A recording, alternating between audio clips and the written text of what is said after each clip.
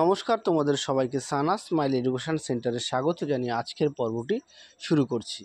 আজকে তোমাদের জন্য নিয়ে চলে এসেছি তোমরা যারা পঞ্চম শ্রেণীর দ্বিতীয় পর্যায়ক্রমিক মূল্যায়ন পরীক্ষা দেবে তোমাদের জন্য আজকে সমাধান করে দেখাবো পরিবেশ বিষয়ের সাজেশান।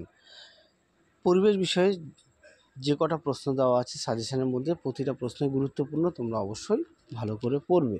সবার আগে আমরা দেখে নেব পরিবেশ বিষয়ের সিলেবাসটি। 1 নম্বর আছে পশ্চিমবঙ্গের সাধারণ পরিচিতি, 2 নম্বর আছে পরিবেশ ও সম্পদ, 3 নম্বর আছে পরিবেশ ও উৎপাদন। এই 3টি অধ্যায় থেকেই তোমাদের দ্বিতীয় পর্যায়ক্রমিক মূল্যায়ন পরীক্ষা আসবে। তোমরা অবশ্যই ভালো করে পড়বে আর এর পাশাপাশি অবশ্যই পাঠ্য বইটি খুঁটিয়ে পড়বে। চলো সবার আগে প্রশ্নমান একে আমরা 20টা মতো প্রশ্ন দিয়েছি, উত্তরগুলো দেখব। ভারতের প্রথম শিক্ষামন্ত্রীর নাম কি? উত্তরটা হবে মৌলানা আবুল কালাম আজাদ। 2 আছে গান্ধীবুড়ি কাকে বলা হয়? উত্তরটা হবে মাতঙ্গিনী হাজরা। 3 আছে কুলিক পাখিরালয় কোথায় অবস্থিত? উত্তরটা হবে রায়গঞ্জে। 4 দেখো বঙ্গভঙ্গ আন্দোলন হয়েছিল কত সালে? উত্তরটা হবে 1905 সালে। তারপরে দেখো 5 দাগের প্রশ্ন আছে ভারতবর্ষের সাধারণতন্ত্র দিবস হিসেবে কোন তারিখে পালন করা হয়? উত্তরটা হবে 26শে জানুয়ারি। 6 দাগে দেখো মাস্টারদা নামে কে পরিচিত ছিলেন? উত্তরটা হবে সূর্য সেন। 7 দাগের প্রশ্ন দেখো কোথাকার চা জগৎ বিখ্যাত? উত্তরটা হবে দার্জিলিং। 8 দাগের প্রশ্ন দেখো ডিভিসি এর পুরো কথাটি লেখো। উত্তরটা হবে দামোদর ভ্যালি কর্পোরেশন।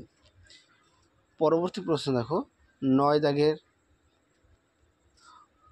বাংলাদেশের জাতীয় সঙ্গীতের নাম লেখো। উত্তরটা হবে আমার সোনার বাংলা আমি তোমায় ভালোবাসি। 10 দাগে দেখো স্বাধীন ভারতের প্রথম প্রধানমন্ত্রীর নাম কি? উত্তরটা হবে জওহরলাল নেহেরু। পরেরটা দেখো 11 দাগের হারভেস্টার কি? উত্তরটা হবে ধান কাটা ও ঝাড়ার আধুনিক যন্ত্রটির নাম হলো হারভেস্টার। পরেরটা দেখো সান্দাকফু পর্বতশৃঙ্গের উচ্চতা কত মিটার? উত্তরটি হবে 3630 মিটার। পরেরটা দেখো 13 দাগের রয়্যাল বেঙ্গল টাইগার কোথায় দেখা যায়? উত্তরটি হবে সুন্দরবনে। 14 দাগের প্রশ্ন দেখো একশৃঙ্গ গন্ডার কোথায় দেখা যায়? উত্তরটা হবে জলদাপাড়া অভয়ারণ্যে। 15 দাগের প্রশ্ন দেখো কৃষ্ণনগর কিসের জন্য বিখ্যাত? উত্তরটা হবে সরপুরিয়া ও মাটির পুতুলের জন্য বিখ্যাত।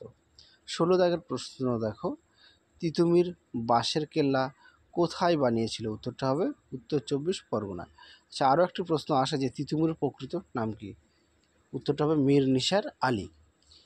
যদিও এখানে দেওয়া নেই তাও তোমাদের একটু বলে দিলাম। 17 দাগের প্রশ্ন দেখো পশ্চিমবঙ্গের কোন শহরে রেলের ইঞ্জিন তৈরির কারখানা আছে? উত্তরটা হবে চিত্তরঞ্জনে। 18 দাগের প্রশ্ন দেখো আজাদ হিন্দ ফৌজ কে গঠন করেন?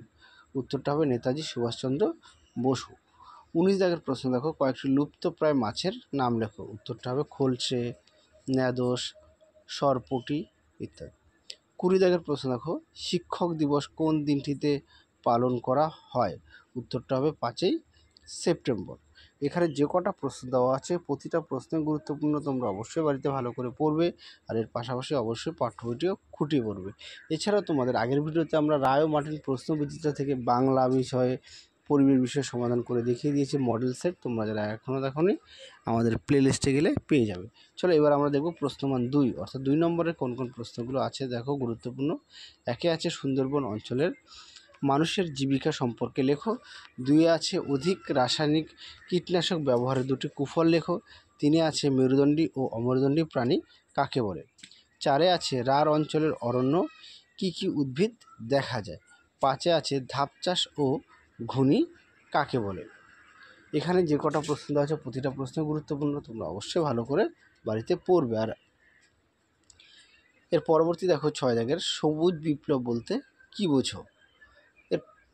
তারপরে দেখো গঙ্গা নদীর গতিপথ বর্ণনা করো।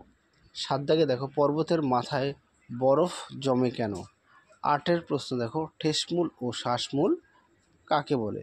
9 দাগের প্রশ্ন দেখো সাধারণতন্ত্র দিবস আমরা কেন পালন করি। 10 দাগের প্রশ্ন দেখো রাজা রামমোহন রায়, স্বামী বিবেকানন্দ এবং নেতাজি সুভাষচন্দ্র বসুর সম্পর্কে লেখো। মোট যে কটা প্রশ্ন দেওয়া আছে প্রতিটা প্রশ্ন গুরুত্বপূর্ণ, তোমরা অবশ্যই ভালো করে পড়বে।